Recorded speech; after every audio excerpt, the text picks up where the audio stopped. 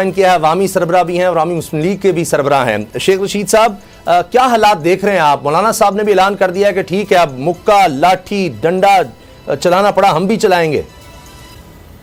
سر جی ان کا power plug مل گیا ہے, ان کے رنگ پستن بیٹھ گئے ہیں, ان کی عقل پہ پردہ بیٹھ گیا ہے. ان کو شک ہے کہ سوار منگل بدھ بڑے اہم دن ہے سپریم کورٹ میں, اور الیکشن نہ کرانے پر توہین عدالت کا کیس ہو سکتا ہے, اور منگل والے دن جو ہے وہ نیب کی جو ان کی امینڈمنٹ ہے اس کا فیصلہ آ جائے گا, اور بدھ جمعرات کو یا اگلے 2 دنوں میں اوورسیز ووٹوں کا مسئلہ آ جائے گا. یہ تو 1997 نہیں ہے جی, ہر آدمی کی جیب میں موبائل فون ہے, اور انٹرنیٹ کو بند کرنے کے بعد بائکیے کوئی نقصان پہنچا ہے یا اور بیچارے جو دیہڑی کی مزدوری کرتے ہیں, لوگ تو منٹ سے باخبر ہیں. اور دے دھرنا یہ 97 نہیں ہے جناب, ساری قوم عدلیہ کے پیچھے کھڑی ہے, اور وہ بھی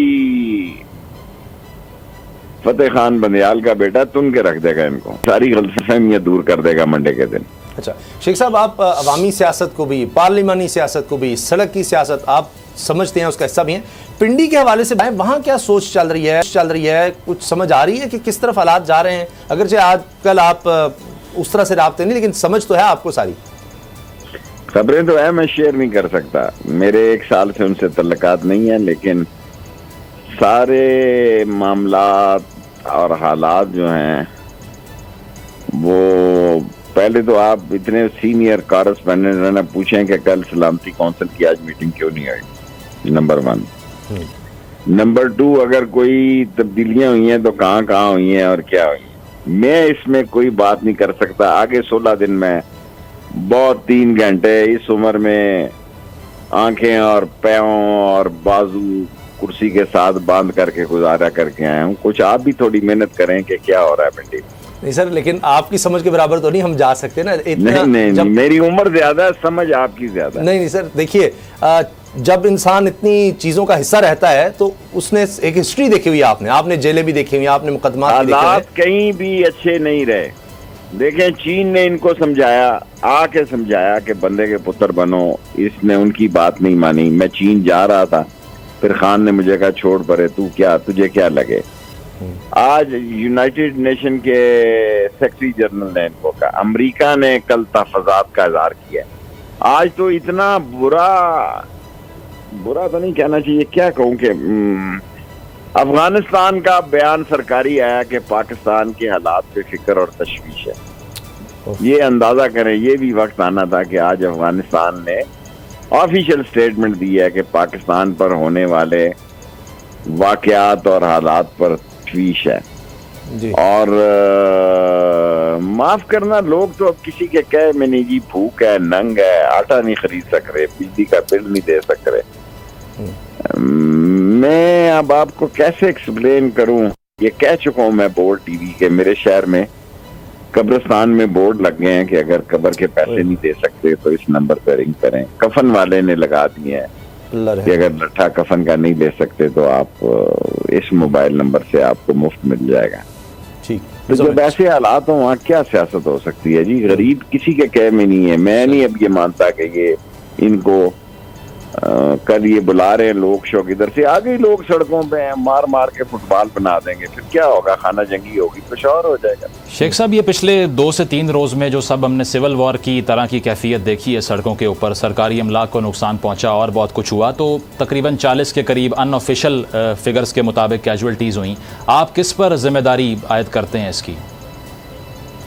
حالات پہ, غربت پہ, مہنگائی پہ, بے روزگاری پہ.